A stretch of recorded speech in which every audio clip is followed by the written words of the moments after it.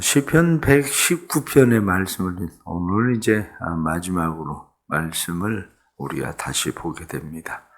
시편 119편의 말씀을 지금 읽은 161절에 나타난 말씀부터 마지막 절까지가 우리가 결론적으로 시편 119편에 나타난 모든 말씀을 종합적으로 말씀하고 있는 그런 말씀들이다. 이렇게 우리가 볼 수 있습니다.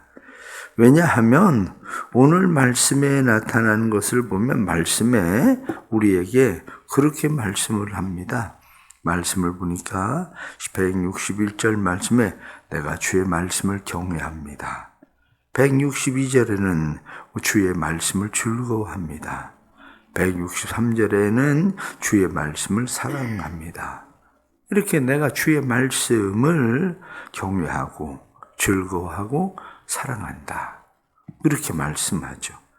그러니까 주의 말씀을 지금 경외하고 즐거워하고 주의 말씀을 사랑하면 그러면 이 말씀들이 우리에게 어떤 은혜를 베푸시나 하는 것을 결론적으로 우리에게 쭉 말씀을 해주고 있습니다.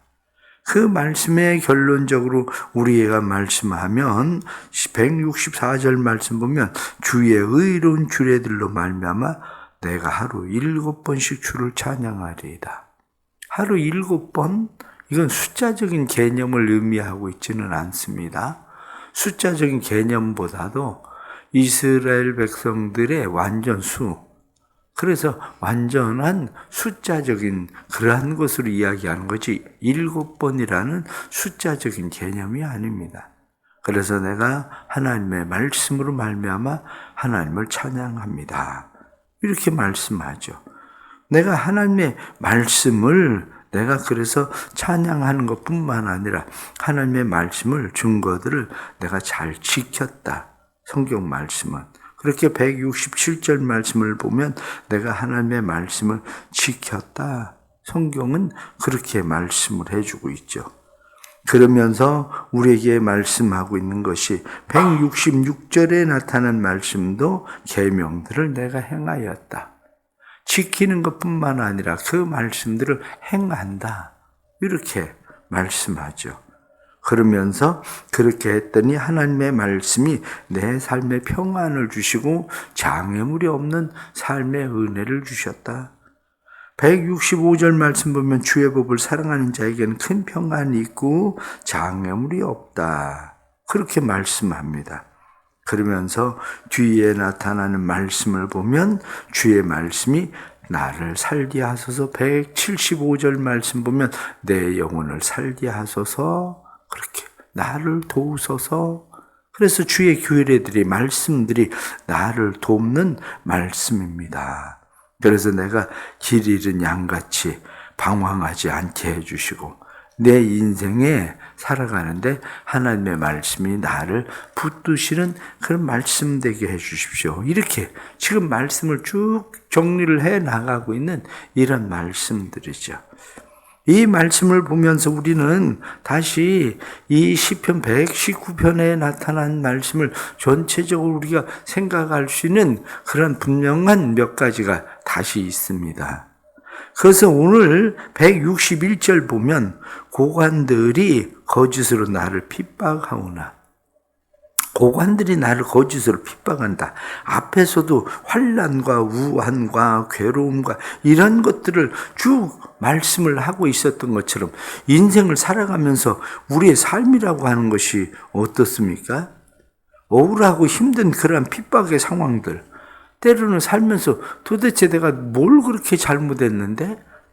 이런 일들이 우리의 삶에 있을 수 있습니다. 우리의 삶에 그러한 일들이 일어날 때에 그래도 그러한 삶의 모든 상황을 이기는 사람이 있고 그런 상황을 만났을 때 그저 억울해서 답답해서 어쩔 줄 모르는 그런 사람들도 있고 그런 거죠. 그래서 힘들고 곤고하고 실망하고 낙심하고 절망하고 이러한 상황에 빠지는 사람도 있고 그럼에도 불구하고 삶을 여전히 기쁘고 즐겁게 살아가는 사람들이 있는 거고 그러면 그리스도인들은 세상을 살아가면서 누구나 다 똑같이 만나는 삶의 상황과 환경들, 때로는 억울함을 만나기도 하고 때로는 곤고를 만나기도 하고 누군가 나를 정말 힘들고 어렵게 하는 그러한 상황들을 우리가 만났을 때에, 내가 예기치 않은 환난과 우환들이 내게 닥쳤을 때에 우리는 삶을 어떻게 그리스도인들은 살아갈 것인가 하는 것이 분명해야 되는 거죠. 그리스도인들이 일할 때 살아가는 일을 오늘 성경에 나타난 말씀, 이 말씀을 가만히 보면 보편적으로 세상을 살아가는 사람들도 그렇습니다.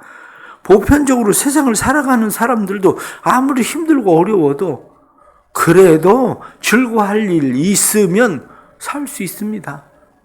그래도 즐거워할 일 있으면 즐거워한다. 그런 이야기는 그래도 내가 좋아하는 일이 있으면 살 수 있다. 그런 이야기예요.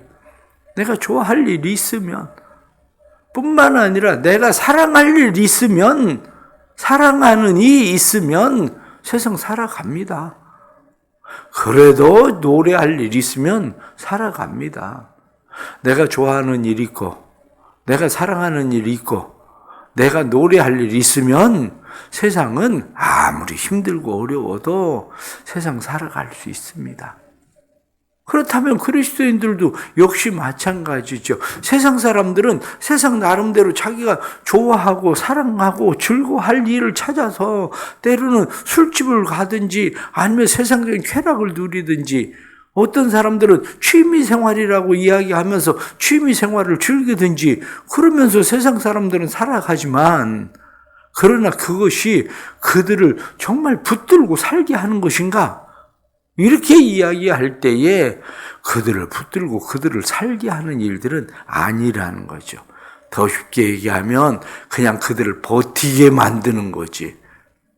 그런데 그리스도인들은 세상을 버텨나가는 것만은 아닙니다.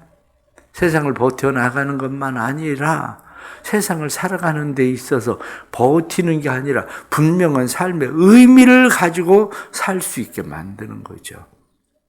오늘 주시는 이런 말씀 보면서 우리가 이러한 상황들을 만나는 것이 우리의 삶의 일들인데, 그럴 때 우리가 해야 되는 일, 가장 첫 번째 하는 일은 여전히 하나님 말씀 붙들고 사는 겁니다. 그리스도인들의 삶은 하나님의 말씀 붙들고 주의 말씀이 내 삶의 힘이고 능력인 거 우리는 믿고, 주의 말씀이 나를 살게 하는 거 믿고 주의 말씀을 붙들고 사는 거죠. 하나님의 말씀을 붙드는 방법은 뭐냐? 하나님의 말씀을 붙드는 방법은 사랑하는 겁니다. 사랑하면 붙잡힙니다. 그런데 사랑하지 않으면 붙잡히질 않아요. 세상 사람들은 세상에 붙잡혀요. 왜 그렇습니까? 세상을 사랑하니까 세상에 붙잡혀요. 근데 하나님은 우리에게 말씀하기를 세상 사랑하지 마라? 왜 그렇게 말합니까? 세상 사랑하면 세상에 붙잡히거든요. 하나님의 말씀을 사랑해야 하나님에게 붙잡힙니다. 하나님에게. 우리는 하나님에게 붙잡혀 사는 사람들이지 우리가 세상을 살아간다고 해서 세상에 붙잡혀 사는 사람들이 아니죠. 그러기에 우리는 세상에 붙잡힌 사람들이 아니라 하나님에게 붙잡힌 사람, 하나님에게 붙잡히려면 말씀 사랑한다. 오늘도 반복적으로 지금 계속 말씀하고 있는 것이 말씀을 사랑한다는 거죠. 그래서 성경에 나타난 말씀, 오늘도 다시 말씀을 보면 163절 말씀에도 주의 율법을 사랑하나이다.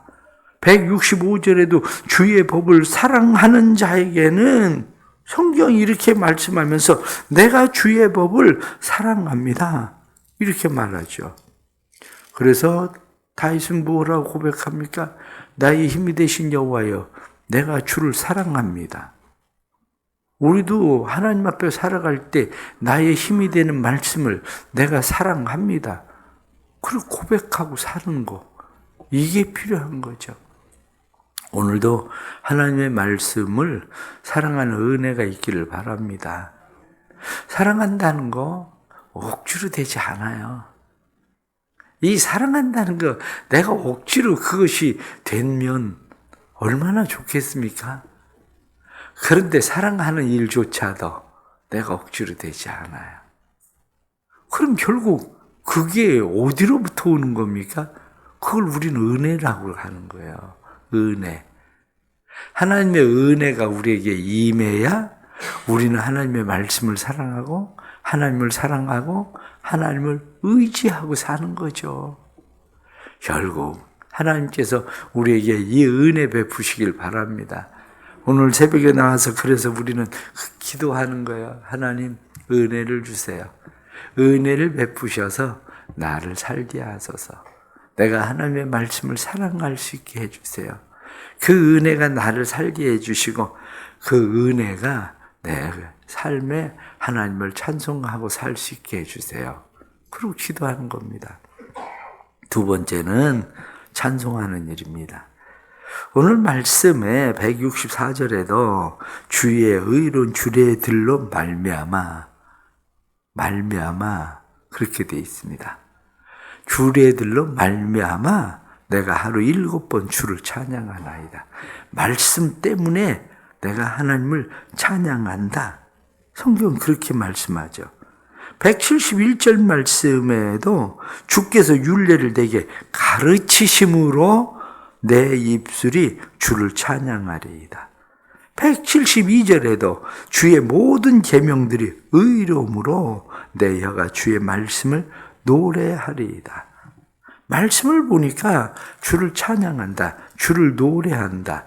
175절 말씀에도 내 영혼을 살게 하소서 그리하시며 주를 찬송하리이다. 계속해서 찬송한다, 노래한다, 찬양한다.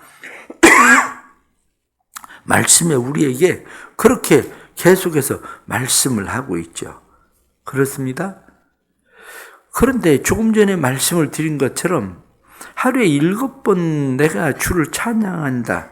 이렇게 말씀하고 있는 것은 완전수에 대한 개념이죠. 그래서 아시아의 7교회, 제자들이 예수님에게 물어볼 때 내가 몇 번쯤 용서하면 되겠습니까? 7번쯤 용서하면 되겠습니까? 라고 이야기하는 예수님은 7번에 70번 이렇게 7자를 사용하고 있는 그런 완전수에 대한 개념입니다. 이 말씀은 결국 우리에게 찬송이 우리의 삶이다. 내가 7번 찬양한다. 그 이야기는 하나님의 말씀이 나로 하여금 깨닫게 하시고 알게 하시고 하나님의 말씀으로 말미암아 내가 내 삶이 하나님을 찬송하는 삶이 됩니다. 이렇게 말하는 것이죠. 우리는 종종 이 찬송을 예배용으로 사용할 때가 많습니다. 평상시 우리의 삶에는 찬송과는 별 상관이 없어요. 그냥 예배용, 예배를 드릴 때 부르는 예배용 찬양. 그런데 찬송은 예배용 찬양이 아닙니다. 때로는 찬송을 언제 부릅니까? 찬송은 하나님을 감동시키기 위해서, 하나님의 영광을 위해서 찬송을 부르는 게 아니라 나를 위로하기 위해서 찬송을 불러요. 그런데 찬송은 예배용도 아니고 찬송은 나를 위로하기 위해서 부르는 것도 아닙니다.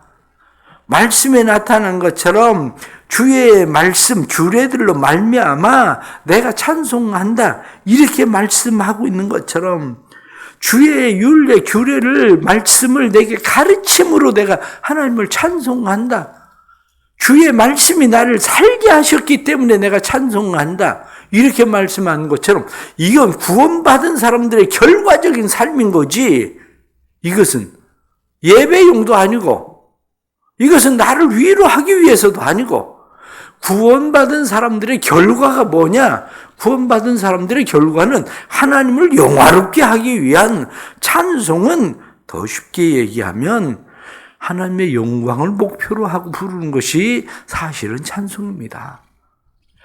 그러기에 우리가 삶을 살아가면서 아무리 힘들고 어렵고 우리가 삶의 고난을 당하고 이러한 일을 만나도 진짜 찬송을 부를 수 있는 사람들은 누구냐? 그 사람들은 하나님이 나의 구원이십니다. 이렇게 고백하는 사람들이 진짜 찬송을 부를 수 있는 거죠. 하나님이 나의 구원이십니다. 이것을 분명하게 알고 깨닫는 사람, 그 사람들이 하나님 앞에 부르는 찬송이 진짜 찬양이 되는 거죠. 그러기에 교회에서는 늘 찬양들을 해도 세례 교인들이 찬양을 해야 된다고 자꾸 주장을 하는 이유가, 구원받은 사람들이 성가대를 해야 된다고 주장하는 이유가 그겁니다. 구원받지 못한 사람들이 부르는 건 그냥 노래지, 다른 사람들에게 전시용으로 드러내는 거지, 그건 진짜 하나님을 찬양하는 일이 아니거든요. 아무리 외국에서 음악을 전공하고 그리고 와도 목소리는 좋을 수 있을지 모르지만 그건 사람들 들으라고 와서 특송을 부르고 노래를 부르는 거지, 누가 그걸 찬양이라고 이야기를 합니까? 삶에 오늘 주시는 말씀처럼 구원의 은혜가 우리에게 확실해지길 바랍니다. 구원의 은혜가 우리 안에 분명해져야 내가 부르는 삶이 찬양이고, 내가 삶을 살아가는 일들이 하나님을 영화롭게 하는 찬양이 되고 그런 거죠. 우리가 영적인 귀를 조금 더 열고 삶을 보고, 영적인 눈을 열고 삶을 보십시오. 한 분은 오랫동안 우울증을 앓고 있었던 교인이 있었습니다. 매일 그 집에 가서 예배를 드리고 그랬는데, 어느 날 그 우울증을 오랫동안 앓고 흉대도 다니고 그러던 교인이 저보고 하는 이야기가, 목사님, 글쎄 말이죠, 제가 이 길을 계속 왔다 갔다 몇 년을 이 길을 지나오고 있는데 제 눈에 길가에 꽃이 피어 있다는 걸 한 번도 본 적이 없습니다. 그런데 길가의 코스모스랑 길가에 꽃이 핀 게 얼마나 아름다운지, 와, 하나님이 세상에 꽃을 이렇게 아름답게 만드셨는데 그동안 내가 이 꽃을 보지 못하고 살았다는 것이, 어느 날 밤에 하늘의 별들을 보는데, 와, 하늘의 별들이 얼마나 아름다운지. 그 집이 과수원을 하고 있었던 집이었는데 하늘의 깜깜한 밤중에 하늘의 수많은 별들을 보면서, 와, 하나님이 이렇게 아름답게 만드셨는데 저 별들은 하나님을 노래하고 있는데 난 무엇을 하고 지금까지 살고 있었지? 자기 안에 그런 마음이 들더라고. 제게 이야기를 하더라고. 그래요. 영의 눈이 열리지 않으면 하나님을 찬양할 수가 없어요.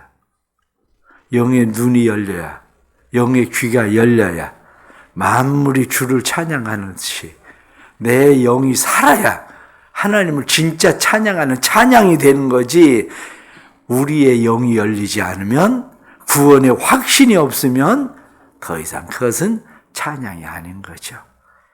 오늘 나타나는 말씀의 마지막을 여러분들에게 말씀하고 있는 것은 165절 말씀을 다시 보면, 주의 법을 사랑하는 자에겐 큰 평안이 있으니 그들에겐 장애물이 없으리이다. 말씀을 좀 더 잘 생각을 해 보십시오. 인생에 장애물 없는 사람이 어디 있겠습니까? 여기 말씀에 나타나는 것처럼 큰 평안이 있는 사람, 큰 평안이 있는 사람은 장애물이 없다. 다시 말하면 큰 평안이 있는 사람은 장애물이 아닙니다. 그런 이야기예요. 문제는 언제 문제가 됩니까? 내가 풀 수 있으면 문제가 되지 않아요. 아무리 어려운 문제도 내가 풀 수 있는 문제는 문제가 되지 않습니다. 그런데 아무리 쉬워도 내가 풀 수 없는 건 항상 문제예요. 내가 풀 수 없는 것은. 인생에 아무리 힘들고 어렵고 고난이 오고 역경이 오고 무슨 일이 일어나서 내가 도저히 이해가 안 되는 것처럼 느껴져도 내가 믿고 의지하고 신뢰하는 그 하나님이 내게 평안을 주시면 문제가 안 된다는 거예요. 우리는 기도할 때 기도 응답을 주로 어디에서 찾습니까? 하나님께서 기도할 때 이렇게 해라. 그리고 하나님께서 내게 무엇을 확 가르쳐 주셔야 기도 응답을 받았다고 생각하십니까? 그렇지 않거든요. 기도 응답을 받는 가장 쉬운 방법 중에 하나는 내가 하나님 앞에 그 일을 맡기고 기도할 때에 하나님께서 내 안에 평안을 주시면 하나님이 일하시겠구나. 하나님이 하시겠구나. 하나님이 도와주시겠구나. 그럼 더 이상 문제가 아닌 거예요. 더 이상. 바로 그거예요. 우리 안에 하나님께서 평안을 주시면 주께서 우리 안에 평안을 주시는데 누구에게 그 평안을 주느냐? 주의 법을 사랑하는 자에게 평안을 주시면 그 사람에게는 더 이상 문제가 문제되지 않습니다. 우리 안에 이러한 하나님의 은혜가 있기를 축복합니다. 세상 살면서 문제 없는 사람이 어디 있겠습니까? 단지 문제를 풀 줄 아느냐 풀 줄 모르냐의 문제겠지. 우리가 살아가면서 우리의 삶에 주시는 이 하나님의 은혜, 이것이 우리를 깨닫게 해야 됩니다. 169절 말씀 다시 봅니다. 여호와여 나의 부르짖음이 주의 앞에 이르게 하시고 주의 말씀대로 나를 깨닫게 하소서. 하나님의 말씀이 나를 깨닫게 하시면 평안이 옵니다. 뒤에 나타난 175절 말씀을 다시 보면 내 영혼을 살게 하소서. 그리하시면 주를 찬송하리이다.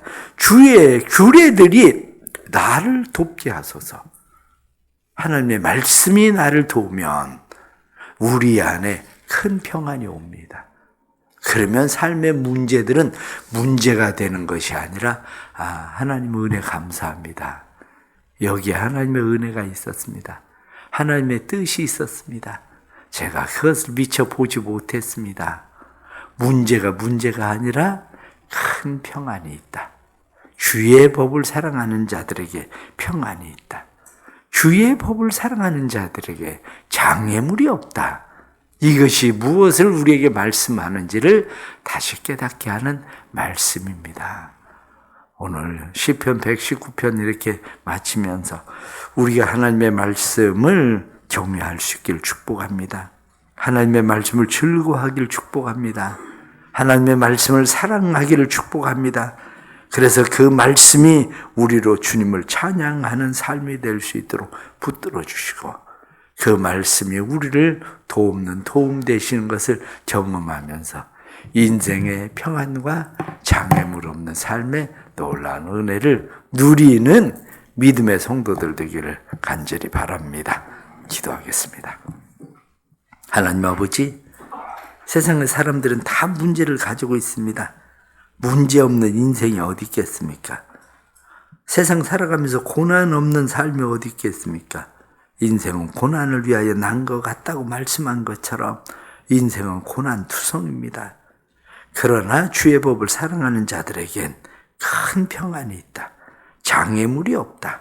하고 말씀하신 것처럼 구원받은 우리는 하나님을 찬양하고 살아갑니다. 구원받은 우리는 구원의 은혜 감격함으로 하나님의 영광을 노래합니다. 하나님 아버지, 저희들에게 구원의 은혜 주셨으니 하나님의 자녀다움으로 세상을 이기게 해 주옵소서.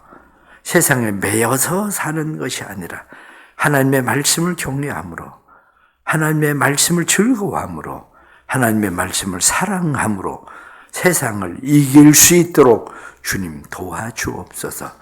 아무리 힘들고 어렵고 고난과 역경이 우리에게 닥쳐올지라도 환난과 우한과 곤란이 우리의 삶을 매이려고 할지라도 이러한 모든 일들 속에서 하나님의 우리의 도움이시고 하나님의 우리를 살게 하시며 우리의 구원이심을 분명히 알고 믿음으로 살아가는 성도들 되도록 도와주옵소서. 그런 성도들마다 오늘도 주신 말씀대로 평안을 주옵소서. 장애물이 없게 해 주옵소서. 오늘 새벽에 내가 주께 부르짖습니다 하고 말하던 것처럼 하나님 앞에 부르짖어 기도하고 마음을 쏟아 기도하고 하나님의 구원의 은혜 감격하며 찬양할 때에 하나님께서 주시는 구원의 놀라운 은혜가 삶에 일어나도록 축복해 주옵소서. 오늘도 주님을 믿고 의지하고 신뢰합니다. 주님을 믿고 의지하고 신뢰함으로 주님의 뜻을 이루게 하시고 주님의 영광이 되는 삶을 살게 하시되 특별히 내가 하루에 7번 주를 찬양하나이다 고백하던 것처럼 하나님을 영화롭게 하는 삶이 오늘 우리의 삶이 되도록, 우리의 찬양이 삶이 되도록, 구원의 감격 속에 살아가는 것이 삶이 되도록 주님 도와주옵소서. 오늘도 그저 예배용 찬양이 아니라, 나를 위로하기 위한 찬양이 아니라 하나님을 영화롭게 하는 찬양이 우리의 입에서 흘러나오도록 도와주옵소서. 삶의 여러 가지 힘들고 어려운 고난을 당한 성도들 축복합니다. 이들이 다시 주님의 말씀을 사랑하게 해 주옵소서. 주님의 말씀을 의지하게 해 주옵소서. 하나님을 붙들고 살아갈 수 있도록 하나님을 사랑함으로 붙들시는 힘과 은혜를 주께서 더하여 주옵소서. 하나님께서 주님의 교회를 은혜로 날마다 부흥케 하시고 믿는 자들 대가게 하시고 구원의 역사가 일어나 새 가족들이 날마다 늘어나고 새 가족들이 믿음으로 잘 정착하고 이 교회가 구원의 방주의 역할 감당하는 교회 되도록 만들어 주옵소서. 예수 그리스도 이름 받들어 간절히 기도드리옵나이다. 아멘.